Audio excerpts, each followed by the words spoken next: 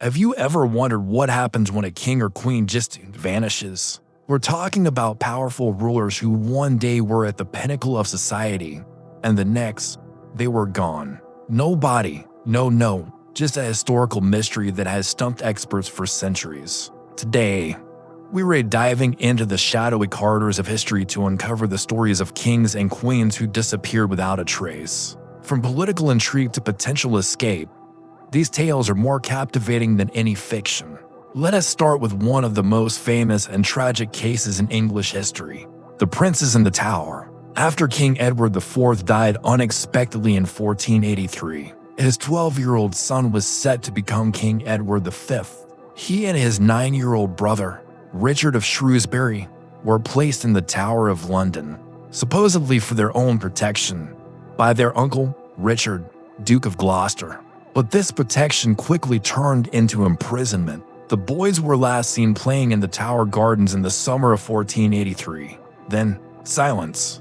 Their uncle Richard seized the throne, becoming King Richard III. He declared the boys illegitimate and therefore ineligible to rule. But what happened to them? Did Richard III have his own nephews murdered to secure his claim to the crown? This is the theory that Shakespeare popularized, and it's been the dominant narrative for over 500 years. It makes sense, right? The boys were a direct threat to his reign, but there's no definitive proof, no confession, no eyewitness account of their deaths, just their sudden, chilling disappearance from the historical record.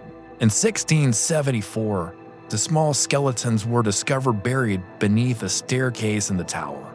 They were believed to be the remains of the princes and were interred in Westminster Abbey. But even modern forensic analysis in the 20th century couldn't definitively confirm their identities or cause of death. So, the mystery endures. Did they die of illness? Were they smuggled away to live in secret?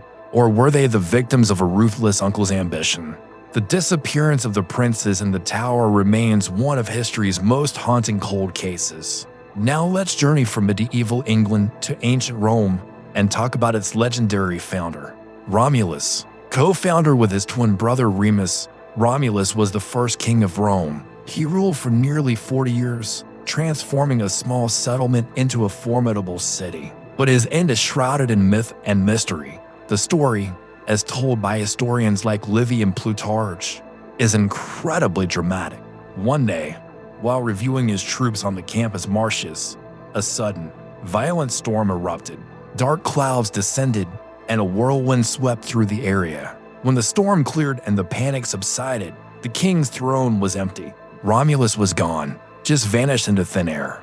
The official story, promoted by the Roman senators, was that he had been taken up to the heavens by his father, the god Mars, to become a deity himself. This was a convenient explanation that deified their founder and reinforced the city's divine origins. However, there's a darker, more cynical theory. Some ancient sources whisper that the senators themselves were responsible.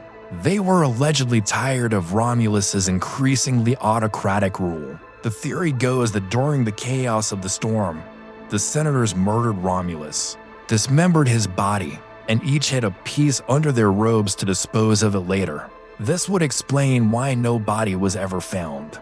Was he a victim of a political assassination disguised as a divine event? Or did he truly ascend to godhood? We'll likely never know. But the ambiguity of his fate is a cornerstone of Roman mythology. Let's head back to Britain, but this time to Wales, for the tale of Owain Glyndwr. He was the last native Welshman to hold the title of Prince of Wales, and is a massive figure in Welsh history. At the turn of the 15th century, he led a fierce and initially successful revolt against English rule. For several years, he was the de facto ruler of much of Wales, holding parliaments and dreaming of an independent Welsh state with its own universities and church. He was a visionary leader, a guerrilla tactician, and a national hero. But the tide turned. The English crown, under King Henry IV, poured immense resources into crushing the rebellion. By 1409, the Welsh forces were in retreat. Owain lost his strongholds, his wife, and his children were captured. But Owain himself was never caught.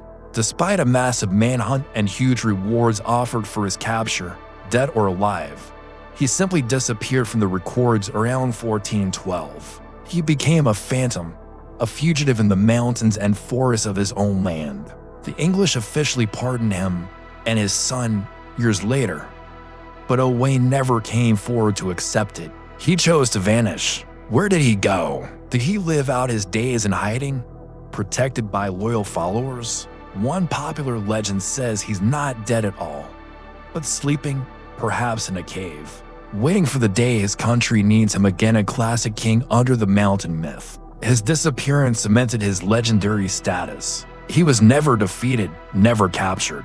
He simply became a symbol of undying Welsh resistance, a hero who evaporated into the mist of his homeland. Next, we travel to 16th century Portugal to unravel the mystery of King Sebastian I.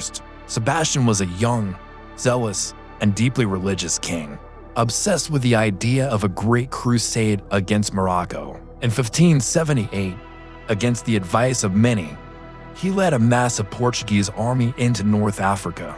The resulting conflict, the Battle of Alcácer Quibir, was an unmitigated disaster. The Portuguese army was annihilated and thousands were killed or captured. King Sebastian was last seen fighting bravely on the front lines before being overwhelmed. His body was never definitively identified. While a body claimed to be his was returned by his enemies and buried in Portugal, many people refused to believe it. Sebastian had no children, and his death plunged Portugal into a succession crisis that ultimately led to it being absorbed by Spain for 6 years. This national trauma gave birth to a powerful messianic cult known as Sebastianism. Many Portuguese believed their king had not died in battle but had escaped, and would one day return on a foggy morning to reclaim his throne and restore Portugal to its former glory. This belief was so strong that for decades, several imposters appeared, claiming to be the long-lost King Sebastian. Each one was eventually exposed, but it shows how desperately the people clung to the hope of his return. His disappearance became a symbol of lost glory and a yearning for a golden age that might one day be restored. Finally, let's look at a queen who vanished, albeit not from a throne, but from the pages of history. An empress of the Byzantine Empire, Eudocia, originally named Athene. She was the daughter of a Greek philosopher in Athens. She was brilliant, beautiful, and highly educated. She came to Constantinople, captivated Emperor Theodosius II, and they married in the year 421. As Empress Eudocia, she was a major patron of art and education and a powerful political player.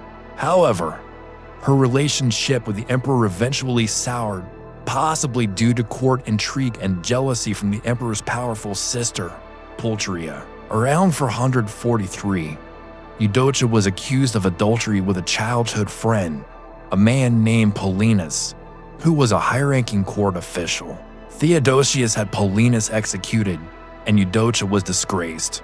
She was allowed to retire from the court and went into exile in Jerusalem. Here's where it gets murky. She lived in Jerusalem for about 16 years, engaging in massive building projects and involving herself in local religious disputes. Then, after about 460 AD, she completely disappears from all historical records. We have no account of her death, no mention of her burial, nothing. For someone who was once an empress and remained a hugely influential figure even in exile, this sudden silence is bizarre.